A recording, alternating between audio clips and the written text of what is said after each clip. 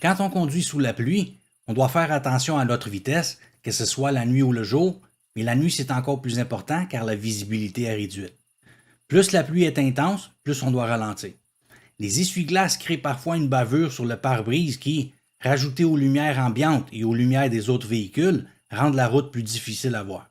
Pour cette raison, on devrait nettoyer régulièrement les essuie-glaces et le pare-brise, surtout avant les jours de pluie.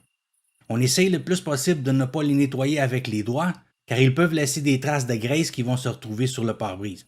On les nettoie avec un chiffon propre et humide, de préférence imbibé de lave-glace. Les essuie-glaces peuvent devenir très sales avec le temps, vu que ce n'est pas quelque chose qu'on a tendance à nettoyer régulièrement.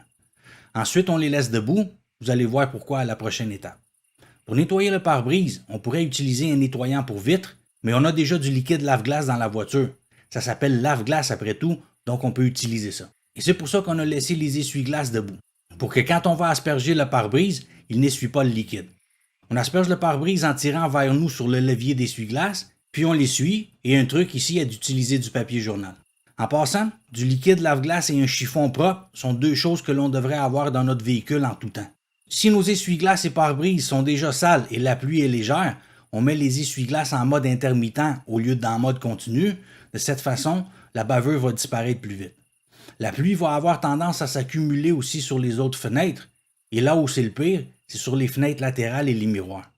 Quelque chose qu'on peut utiliser pour améliorer la visibilité est un produit anti-pluie. Vous pouvez faire une recherche sur Google avec anti-pluie pour rétroviseur ou pare-brise et vous trouverez une gamme de produits que vous pouvez appliquer et qui devraient aider à garder les fenêtres et miroirs plus propres sous la pluie. De plus, les reflets des lumières sur l'asphalte rendent les intersections avec feux de circulation plus difficiles à voir, en particulier les feux jaunes puisqu'ils se fondent dans les lumières des rues. Pas vraiment dans ce cas-ci, vu que les lampadaires sont plus hauts, mais dans certains cas, oui. Donc on cherche toujours des points de référence pour repérer les intersections. Les arrêts de bus, le bord arrondi du trottoir, en gros tout ce qui peut nous donner une idée de l'endroit où l'intersection commence. La lueur qui disparaît sur le côté des trottoirs peut aussi nous donner une bonne idée d'où l'intersection commence.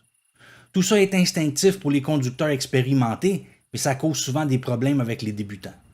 Aussi, comme je l'ai dit dans la première vidéo de cette série, on peut chercher les réflexions sur les voitures stationnées et sur le sol pour voir s'il y a d'autres véhicules qui approchent des côtés aux intersections. Quand on cherche les reflets sur le sol, on va mieux les voir quand le sol est mouillé, car l'eau reflète mieux les lumières. L'un des animaux les plus impliqués dans des collisions avec des véhicules est le chevreuil, et c'est la nuit qu'ils sont le plus actifs.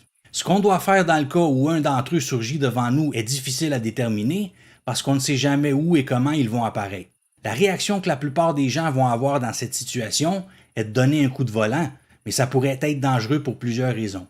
Premièrement, le chevreuil peut se déplacer dans la même direction que nous lorsqu'on essaie de l'éviter. Deuxièmement, ces animaux se déplacent souvent en groupe, donc on pourrait en frapper un autre, frapper un véhicule venant en sens inverse, un arbre ou tout autre obstacle, tomber dans le fossé et ainsi de suite.